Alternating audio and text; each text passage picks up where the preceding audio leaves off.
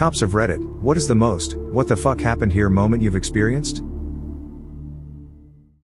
One time we got a call about a minor wreck in a highway corridor. We get there, I'm handling the accident. 100 yards down there is a car on flats. And another further down from that. Unrelated to the accident. One of the drivers walked back to us and told us a sketchy guy had been stopping at these cars to offer his help in fixing the flats. The theory was that he threw something on the road to flatten the tires so that he could help and get money from the drivers. I'm stuck at the back end of this mess, on the radio trying to get another unit to detain the shady guy. All of the sudden I look over and there's a guy in nothing but a hospital gown and an IV hanging out of his arm just tootling along the shoulder. The nearest hospital was several miles away, so I have no idea how he covered that distance with nobody noticing. So here I am with 1, a car wreck. 2, a guy possibly flattening tires on purpose. And 3, an escaped hospital patient. All completely unrelated, on a major highway late at night. What was the deal with the hospital patient? He was just confused and wandered loose. Lol. I took him back and told him to stay in the damn hospital. I used to be a cop. We got a call from a guy who claimed to be the victim of a robbery and was incapacitated in his home and had only just managed to reach his phone and call us. We arrived to a trailer home that was totally empty except for a man in hardcore fetish gear tied to some sort of sex swing. I mean, there was nothing else in this house except the gimp tied to the sex swing. Nothing, no furniture, not even curtains. Okay dude, what the fuck? Sex gimp, well, you see officer, I hired 2 Asian hookers to spank me while I was in the swing. Nothing illegal there, no sexual acts, just some spanking and they'd leave. Well, the girls arrived, tied me to the swing, then 2 Asian guys showed up, beat the living shit out of me. Then pulled up a U-Haul trailer and stole literally everything that I owned before leaving me hanging here with my cell phone because they said they knew nobody would believe my story anyways, but the cops would probably chase them for a murder. I still don't know if I believe his story, but never found any evidence to suggest that he was lying either.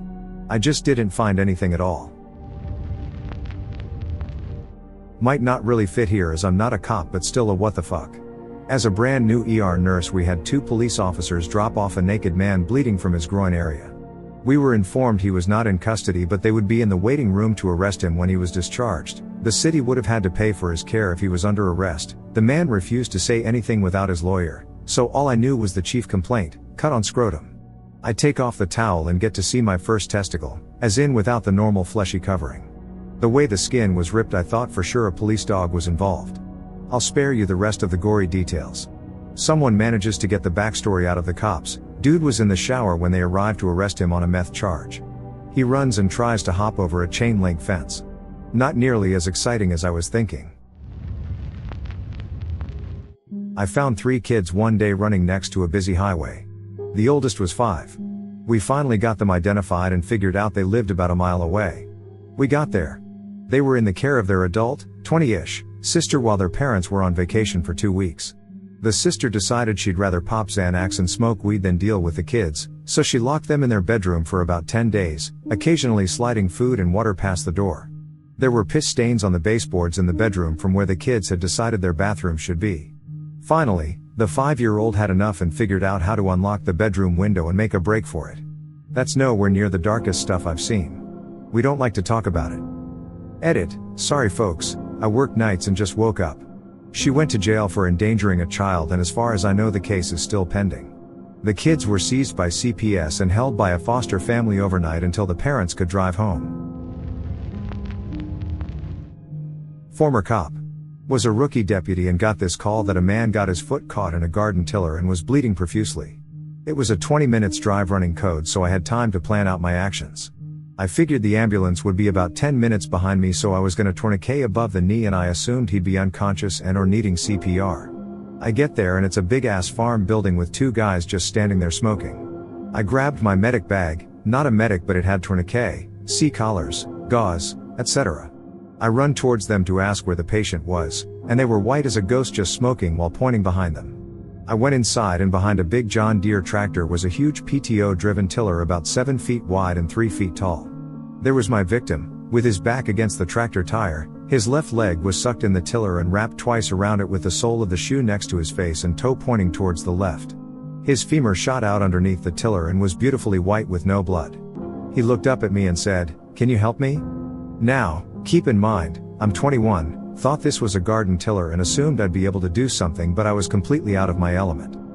2 ambulances, the rural fire department extrication team, a welding company to cut the machine apart on scene, a helicopter, and a surgeon that came to amputate on scene later, and he was free.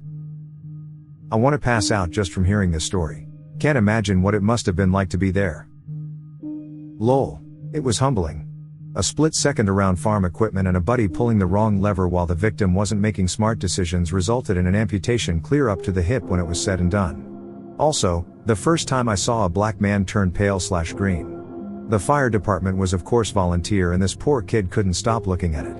He'd turn his head, look at that femur protruding out, turn different shades of color, look away and gag, then repeat. Clearly the most fucked up thing he had seen at the time. Damn, that's some traumatic shit. Sounds like he survived? He did, he got some money too.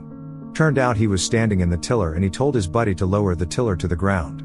The lever his buddy pulled engaged the PTO, making the tiller spin instead of lowering it. I guess the levers weren't marked well during that model year, so John Deere was sued and he won.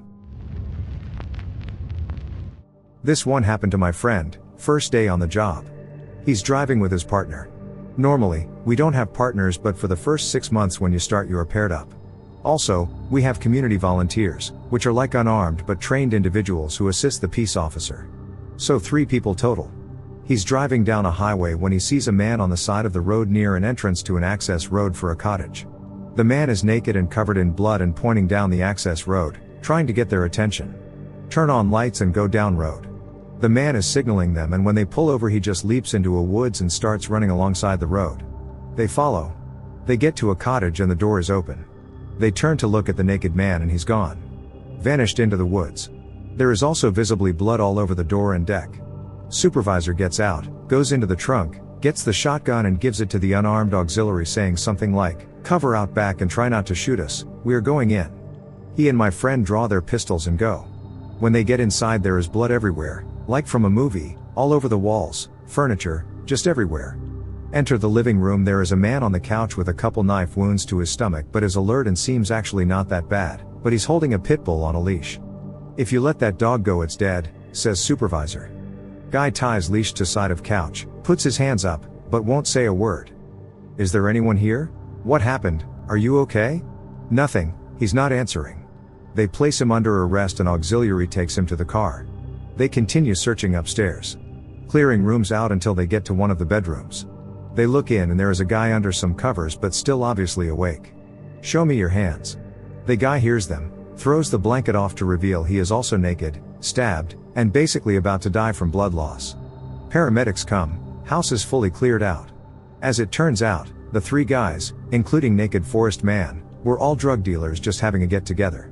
They started doing ecstasy and after getting really high it turned into a bit of a gay orgy. In a moment of lucidity one of the drug dealers realized he wasn't gay and grabbed a knife, which escalated into a gay orgy knife fight, hence all the blood. That was day 1. To be honest here, the majority of what the fuck happened here cases are usually the most gruesome and traumatic. Which might explain why the thread hasn't taken off like you had hoped. My partner and I are both police officers with the military, so our experiences are somewhat different. I retired from the force this year. But thinking back on all the memorable cases we have had, the most what the fuck happened cases were all and death related. The misadventure deaths usually take the cake for complete what the fuck worthiness though. One involved a guy who was found hanged in his bedroom. He was wearing a dress and heels, with strings attached from his feet to his ball sack. We believe that he liked the tugging sensation when he walked around the room. There were numerous cum jars, many without lids, all over his bedroom. Some of them had been knocked over. It was just a complete mess. The only thing that comes to mind at the scene is, what the fuck? Obligatory, not a cop, but an acquaintance. She was once called by this guy who complained that the prostitute he paid wasn't willing to sleep with him. Prostitution is legal here, by the way. So she asks the prostitute about it and she said, "Well, I would sleep with him, but he is so drunk that he can't get it up." It must be hard not to start laughing in the guy's face right then and there. I'm taking a slightly different approach in answering this question. A couple of months ago, I got a questionable activity call. It's a catch-all for anything suspicious. The caller stated she believed someone had snuck into her backyard, climbed up onto her second floor deck and then left an imprint of their dick on her sliding door. I show up to the call about 5 minutes later and she's mad at me because I didn't schedule an appointment to come over and her kids saw me. She didn't want her kids to think something bad had happened. After we get past her anger towards me for showing up, she shows me the glass sliding door in question. In all fairness to the caller, there was a sizable smudge and imprint on the glass. However, the imprint looked nothing like any penis I've ever seen. In fact, the imprint looked really similar to the dead bird laying on the deck next to the door. When I pointed out the dead bird and explained my belief that no dick had been placed on her door, the caller became incredibly irate and told me she moved to our city because it was supposed to be very safe, but now she was thinking of moving away because naked people throwing dead birds at her house was more than she could handle. Realizing I would not be able to rationalize with Dick Bird, I left and wrote my report. Some people don't deserve to call 911. My dad told me the one time he went to a house and a woman pulled something out of her shopping bag and started hitting him with it. He's trying to stop her, but the other officers are all laughing. Finally, he realizes that she's beating him with a dildo. I'm not a cop but a friend who has told me about a call from an apartment building where the tenants were complaining about a smell coming from one of the apartments. When they went in, they found the bathtub full of fecal matter. Turns out the occupant had a scat fetish. His parents had money and had to hire a crime scene cleanup crew from 100 miles away to come clean it up. He had never before that day heard of a scat fetish. Come to think of it, I don't think I had either. I have no idea how he managed to live in that place. I guess he just got used to the smell of shit or something. I'm a residential HVAC tech. You'd be shocked at what living conditions people can get used to. Too many to choose from, I forget them all, so how about non-fatal ones that are kinda upbeat? Car in a pond, guy bought the car, hated it, got so angry he literally drove it into a pond and they left. Ticket for littering cause I jumped in to see if anyone was in the car. Car wrecked in a tree. In a tree, like, up in the middle of the branches. I just don't know how. Half missing decomposing dead body from natural death. Turned out the many cats in the house ate half that person. Okay, that one's gross. A ride-along had a warrant and got tased by the officer they were with, trying to run from. That was a more of what the fuck moment hearing it over the radio. Guy going through a divorce and decided to renovate his house at 2 a.m. with a sledgehammer, by taking out all the walls and furniture, cause his future ex got awarded the house. Didn't arrest him, was still his house, just keep the noise down please. I was a passerby during a public argument between two strangers. I passed by before the police rolled in. What I witnessed, a foreigner trying to fight with a Greek vendor. They started throwing each other around. People step in to separate them but they won't let each other go. One guy loses his pants and underwear. The other guy is trying to swing at his balls. A young girl rushes in with a chair and breaks it against the head of one of the randoms who tried to separate them. An older grandma throws her shoes at the girl. The guy who got hit by a chair throws the shoes back at the grandma who gets hit square on the face. The younger girl takes her shoe off and smacks his head again, while the grandma runs over pulling the girl's hair. The guy finally gets a grip on the other guy's penis while one other guy who is separating them is biting on his head trying to get him to let go. All the while a woman is screaming from the balcony above them. "You thief, stealing balls from children. Thief, I saw you, give back the balls to the children." Yeah, I don't know either man. I literally want to see a reconstruction film of this. I've never been a cop, but my dad was for several years and I've heard plenty of stories from him. The one that I think fits this thread best came from early in his career when he was still pretty much a rookie.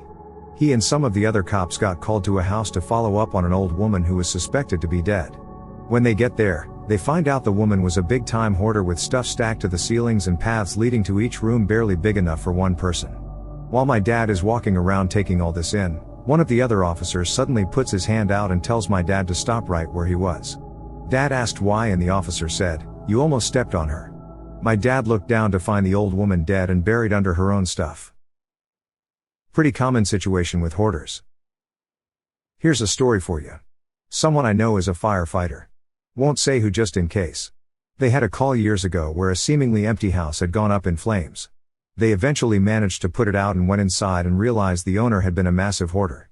They went into the laundry and the entire floor was layered with dog shit and newspaper and it looked like it had been like that for a while. So with no sign of the house owner they assumed the house was empty, And a day or so later they started the huge process of cleaning out this hoarder's house. During the cleanup they opened up a closet and found a huge mass of melted plastic and clothes on the floor. They realized the clothes in the closet must have been polyester and melted in the heat. So one of the guys grabbed a pitchfork to move the mass of plastic, jabbed it into the pile and heard, and felt, a crunch. Pulled the pitchfork out and clear as day one of the points had blood on it. Turns out that the owner of the house, an old guy, was still living there at the time. Because of all the stuff he'd hoarded he wouldn't have been able to get out, and must have hid in the closet from the fire. The heat had melted the clothes on top of him and he died in there. From suffocation or heat, or both, I'm not sure. They said when they eventually managed to get the guy's body out of the mass, the pitchfork had gone right through the guy's temple. On a happier note though, they found the dog safe, hiding behind the garage outside. How it managed to escape outside they had no idea. Show up to a trouble unknown call. Teenage-looking girl walks out the front door as I arrive, and sits on a chair in the front listening to an iPod. This was pretty disarming for me. She was clearly not distressed at all from whatever the trouble unknown was. I didn't even disturb her as I knocked on the front door. I can see an adult male through the side glass by the door. He has a look of absolute terror. As he reaches the door, a crazed-looking woman attacks him from behind, biting his shoulder like a zombie. I would later learn this is his wife. Holy shit. Dispatch, give me the channel and get me more officers here now. I open the door and the fight is on. Pull this woman off and wrestle her to the ground, face down. She's very small framed, probably 5 feet and 100 pounds max.